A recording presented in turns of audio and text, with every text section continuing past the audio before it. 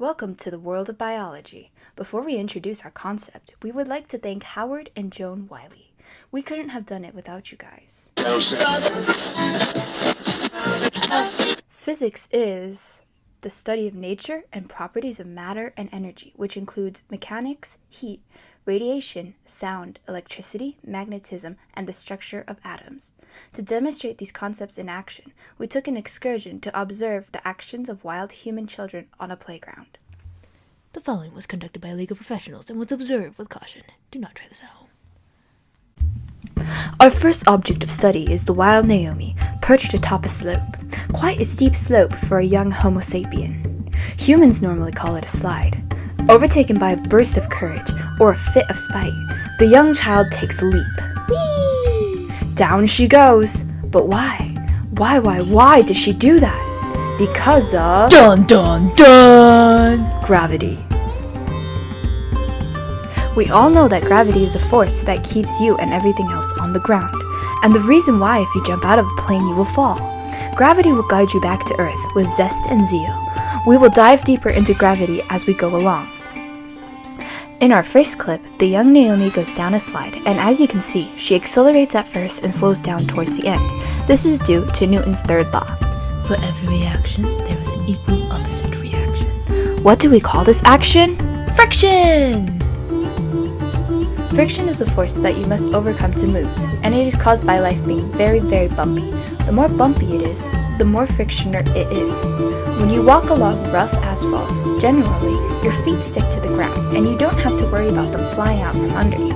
However, as many young scientists learn every winter, if you were to attempt the same on smooth ice, you wouldn't remain nearly as vertical. The first step in overcoming friction is defeating static friction, which is the force that opposes initial motion.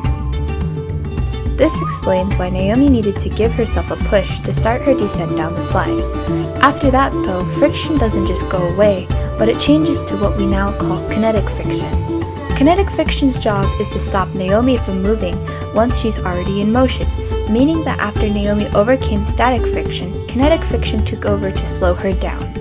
Another thing to acknowledge is Naomi's potential energy. Potential energy is energy preserved to do work, hence, the energy that gave Naomi the ability to oppose friction going down the slide. Once potential energy is put into use, we call it kinetic energy. Kinetic energy is energy in motion. Naomi used kinetic energy to overcome friction to go down the slide.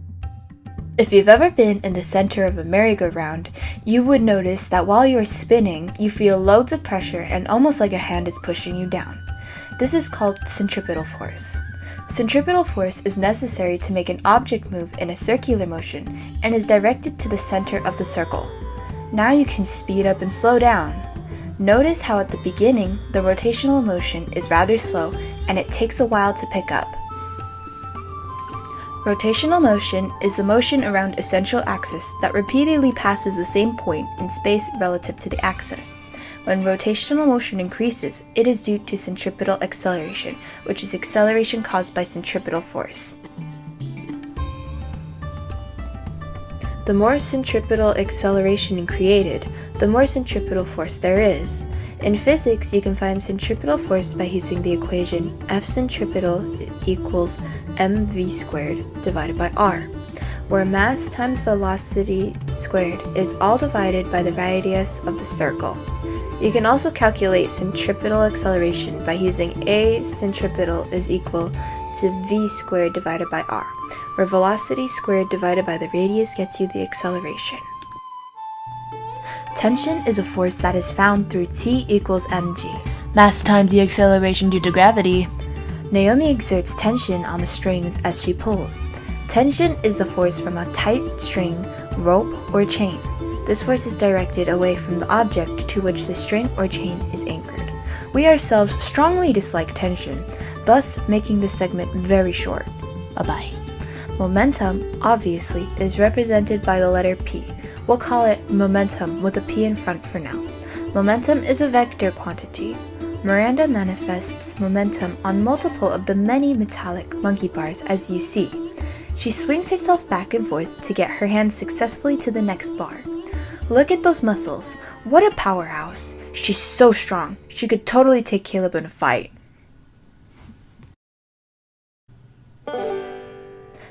She is using momentum to build up energy so that she can successfully make it across.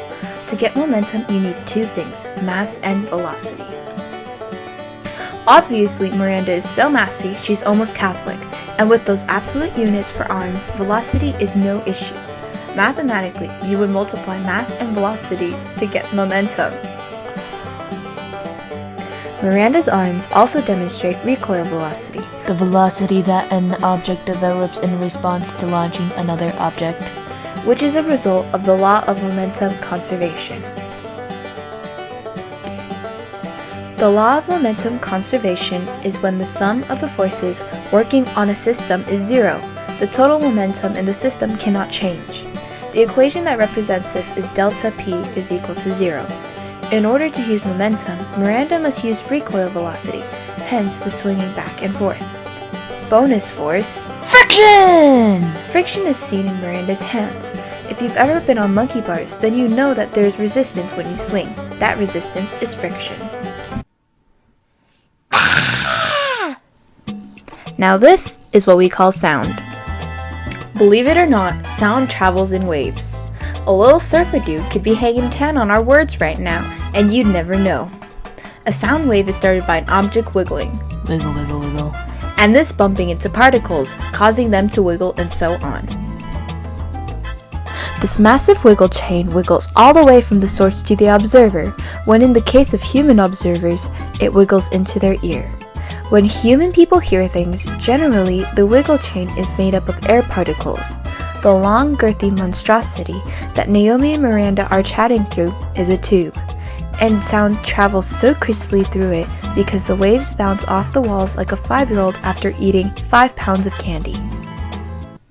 When you were in elementary school, there was always that one kid who would say, Hey, watch this! and then they would start swinging. They'd start building up height a little at a time, and then they'd leap. Splat! Unfortunately, Naomi won't be doing that for us today. What she will be doing is swinging back and forth, back and forth, back and forth, back and forth, and so on.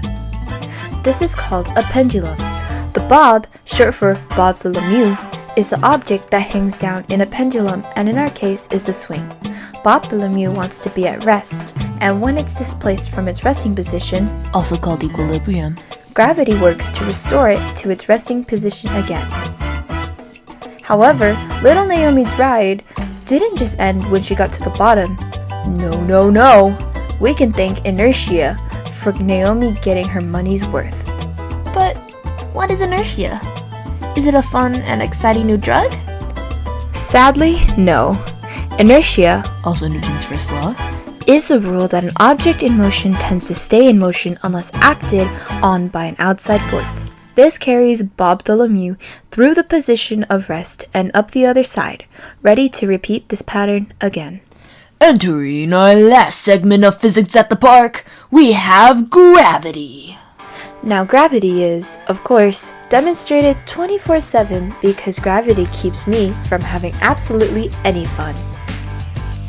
Oh, but also it keeps us on the ground. If you watch carefully, you can see that when Nina grabs onto the pole, she starts to fall. Nosotros! This is due to gravity. Now acceleration due to gravity is the compounding nature of gravity's relentless pull, which makes a falling object fall faster and faster.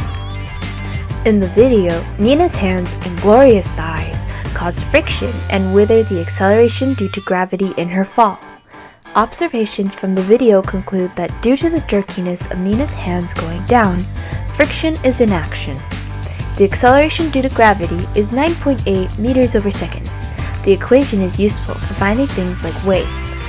W is equal to mg. Come to the end, fellas. Now you've learned about some physical forces active at the park, so make sure to tell everyone about them, especially at parties. Next time you're at the park, maybe you will see a wild Nina running into poles or observing the centripetal force of the merry-go-round. Thank you for watching Physics at the Park.